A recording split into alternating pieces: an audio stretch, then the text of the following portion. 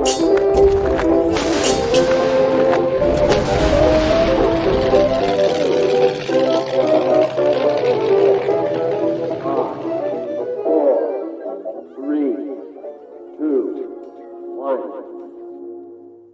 Chalke History Festival special series on history with Jackson. Hello and welcome to History Jackson, the home of accessible and digestible history. And welcome to our Chalke History Festival special series, where we'll be talking to some of the historians, living historians and performers here at Chalke about what they're doing at the festival and their work.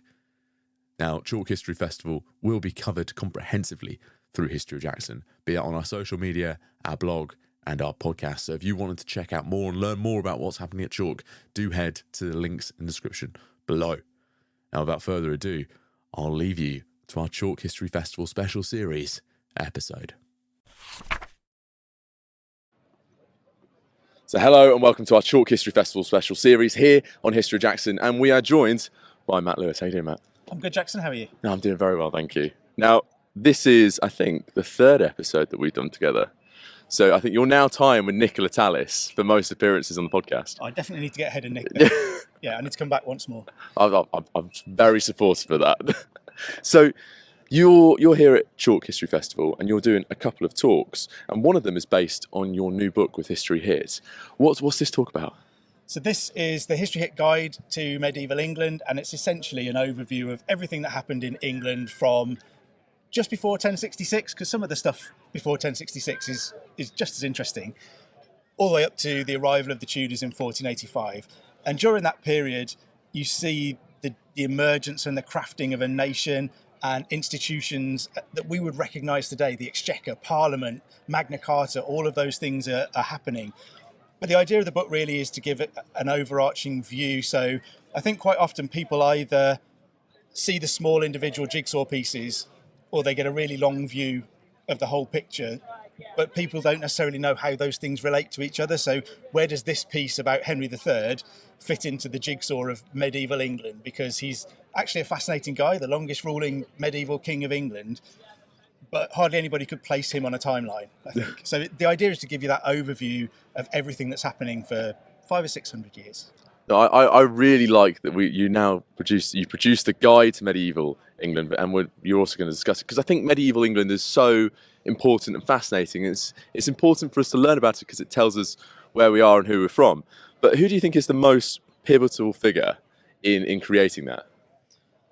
It's such a tricky question because obviously I don't want to say the start of the book is the best bit, but the Norman invasion radically changes England. You know, we are perhaps overly fond sometimes of talking about defining turning points in history that change everything. But 1066 for England is it. It literally cuts the head off Anglo-Saxon England, destroys a state that had slowly emerging and developing over centuries previously, and replaces it with something completely different. A whole new elite, speaking a whole new language, bringing new understandings of how countries are run, what kingship means. And it really does change England and set it on a course that will develop into what it is by the end of the medieval period. I totally agree that 1066 is such a turning point because it's even at that point when we have regnal numbers for monarchs. So why do you think we tend to ignore or overlook the Anglo-Saxon part of England? Pronouncing their names is tricky. I mean, that's a good reason not to do it, isn't it? They're all Ethelwalds and Athelstans, and what does that AE thing actually sound like when you say it out loud? That's a good reason to bypass it. And I think as well, it's complicated. I always, slightly jokingly, say that people are obsessed with the Tudors because they're much easier than the Plantagenets. Medieval history is complex, and if you go back to the Anglo-Saxons, it's even more complex because there isn't England until the very end of that period. We're looking at a set of splintered kingdoms made up of incomers from the Angles, the Jutes from northern Germany, and then the Vikings are in the northeast of England, and the Celtic populations are being squeezed and pushed around. But there's also lots more mingling going on than we normally think. We tend to think Vikings land there and push everybody out, and the Angles and the Jutes arrive there and shove everybody. And you know, the real English Celts are kind of standing on the cliffs of Wales doing this, desperately trying not to fall into the sea. And it's not like that at all. There is lots of integration.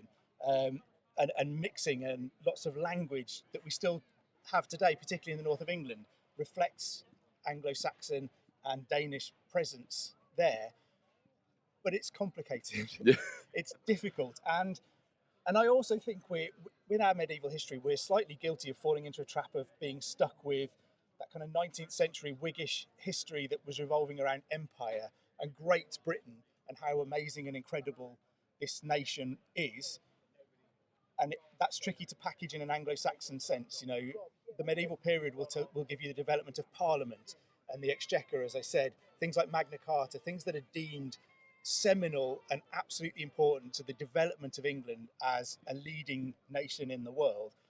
And it's hard to see what the Anglo-Saxons contribute to that. So you kind of sweep that away. You know, they're all just a bunch of folks fighting each other with weird names in different kingdoms all over the place. So, but it's rich. You know, there is so much surviving written evidence and archaeological evidence coming out of the ground all of the time for that period that I think early medieval history is maybe the next big thing.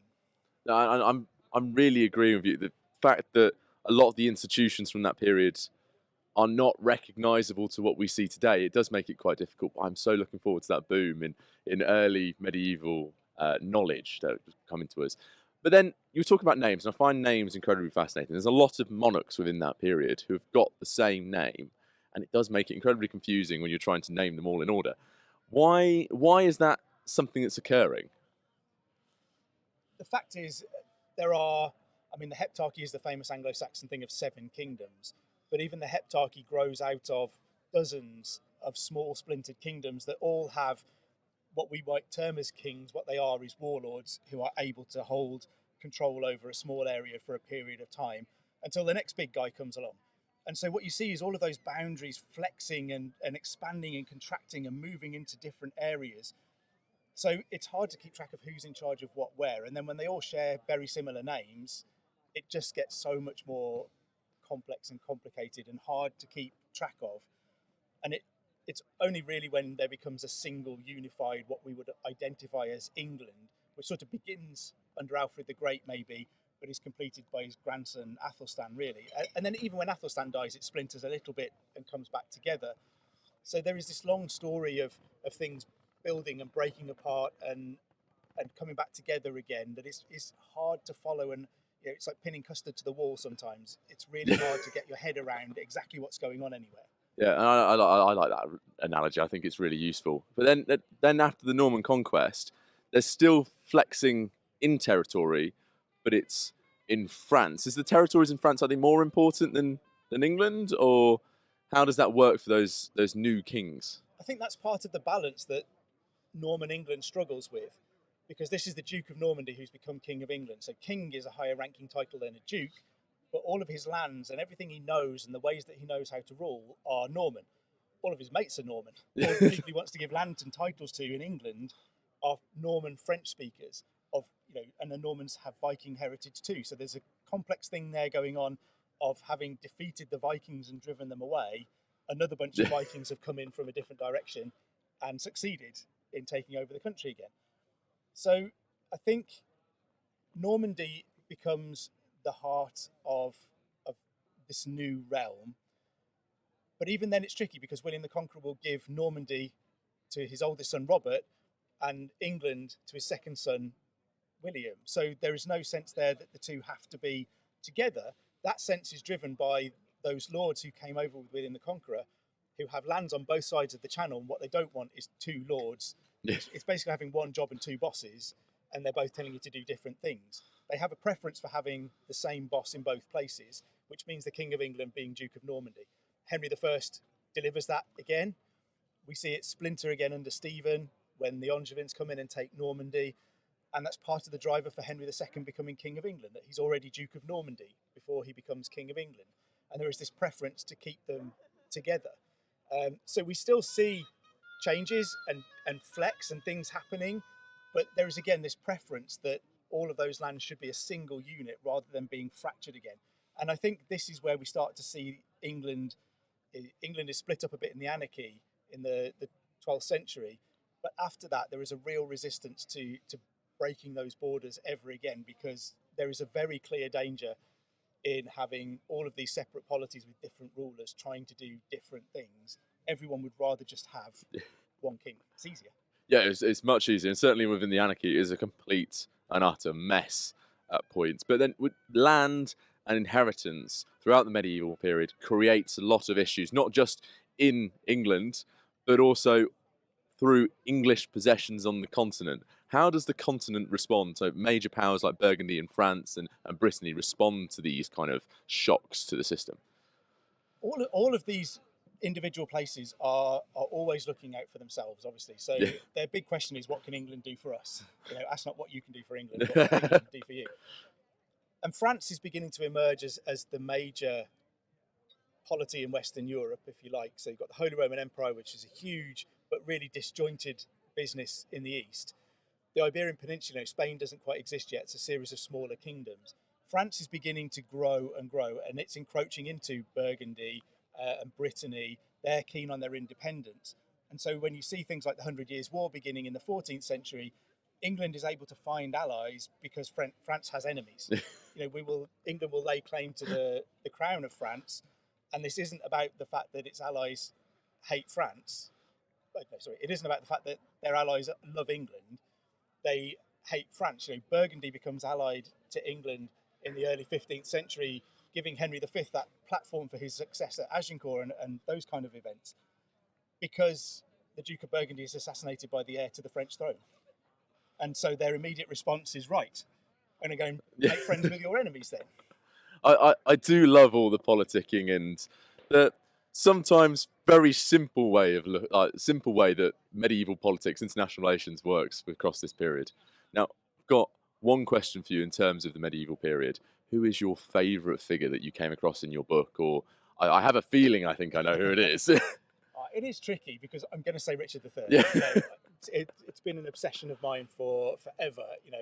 I'm absolutely intrigued by the story of Richard III and who he really was and everything else. But if we're talking more broadly in the medieval period, it's hard to talk about it without giving Eleanor of Aquitaine a big shout out. A woman who lived for 80 years, most of those at the absolute pinnacle of political power in France and England, and it's this huge Angevin empire on the continent too. An absolutely fascinating woman who led, I always say that I think she led 3 incredible medieval lives. She's Queen of France, which would have been an incredible job achievement for somebody. But then she quits that job and goes to be Queen of England, which is pretty cool as well. The only person to have been queen of both of those places. And then after Henry II dies, as Richard the Lionheart's mother and then John's mother, she lives this third life of huge influence. She raises Richard the Lionheart's ransom when he's captured, and in her 70s she takes it to Germany herself to go and get her son back. And she's traveling over the Pyrenees to get wives for the King of France from her family, in her 70s and things like this too. She's just absolutely indomitable and just an incredible woman, I think. So Richard III is my personal obsession. I'm going to give a shout out to Eleanor of Aquitaine as well, I think. And I think Eleanor really deserves that. She is totally awe-inspiring. I've got one final fun question for you, Matt. You've been to Chalke History Festival a few times before. What is your favourite thing that you've seen, heard, or learnt here at Chalke? I think this is an incredible place to come. If anyone hasn't been to Chalke, do come. It's an absolutely amazing experience. The amount of living history around here is incredible. The talks that go on. But I think, for me, some of the practical history that's going on kind of just behind you over there, where people are literally making arrowheads. Oh, so cool. Like yeah. You can watch how long does it take to really make a medieval arrowhead. What is the process of doing that? And that is as close as you can get to being in a medieval Fletcher's workshop, arrow maker's workshop, and watching them do what would have been happening hundreds of years ago. And for me, to get that close to history, to feel that connection, to be in the room with history, is always an incredible experience. I think that's a great answer. I've been loving watching the process of all these living historians in front of us, particularly the Cooper as well, because like you said, you just feel like you're there. Yeah. Now, we've mentioned you've got a book. How can people grab a copy of this new History Hit Guide? Hopefully it's in all good bookshops. It's available online all over the place. There is an audiobook as well, which I got to narrate. So if you haven't had enough of listening to me waffle on now or on various podcasts, then you can listen to the audiobook version of it too. So yeah, any good bookstore should hopefully have a copy. And then how can people interact with you and your work online? Because I also know you're going on tour at the moment. So I am on Twitter and Instagram and Facebook and all of those kinds of places. You can generally find me waffling about Richard III or Wars of the Roses or various other things. Gone Medieval podcast publishes every Tuesday and Friday, wherever you get your podcasts from. So my episodes are every Friday. The fabulous Eleanor Yarniger does an episode every Tuesday too. And I also do the Echoes of History podcast now, which is Ubisoft's podcast attached to Assassin's Creed games. So we've just done an 8-part series on feudal Japan in anticipation of the new game Shadows that's coming out. So I'm a little bit everywhere, really, which must be annoying for everybody. I don't think it's annoying. I think it's absolutely awesome, and particularly being able to do something with Assassin's Creed is just. It's a desperate effort to cling on to some youth and to try to appear to be cool, which I'm very much not. Have you been able to play an advanced copy of the game? Not yet, no. That is a shame. They very kindly gave me copies of all the old games, which I had on various, PlayStation 1s and all that sort of stuff at various times. So they've given me copies of all of the old games, but I'm holding on for Shadows. That is so cool. Well, thank you very much, Matt. Thanks, Jackson. It's a great pleasure to talk to you. Oh, thank you very much.